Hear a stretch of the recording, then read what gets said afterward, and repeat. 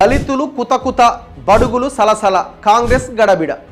SC వర్గీకరణ విషయంలో కాంగ్రెస్కి అంత డ్యామేజ్ జరుగుతున్నదా? 30 ఏళ్లుగా జరుగుతున్న పోరాటం, ఒకవైపు పోరాటం చేసిన వాళ్ళకి క్రెడిట్ ఉంటుంది, అండ్ అదే సమయంలో సుప్రీంకోర్టు డైరెక్షన్ తర్వాత చకచక వేగంగా పావులు కదిపిన కాంగ్రెస్ ప్రభుత్వానికి కూడా క్రెడిట్ ఉంటుంది. 200% ఉంటుంది. వాళ్ళు గడబిడ కావడానికి ఏముంది, మేమే చేసినామని గర్వంగా ధైర్యంగా చెప్పుకోవడానికి అన్ని పరిస్థితులు వాళ్ళకి అనుకూలంగా ఉన్నాయి. ఇంకా కాంగ్రెస్ గడబిడే ఉన్నది, కాంగ్రెస్కి అడ్వాంటేజే.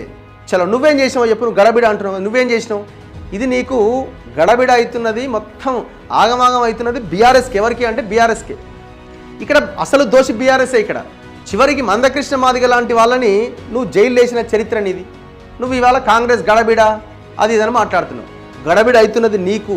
మందకృష్ణ మాదిగ లాంటి వాళ్ళని, పోరాటం చేసిన వాళ్ళని జైళ్ళలో వేసిన చరిత్ర నీది కదా. నీకేం అర్హత ఉన్నది?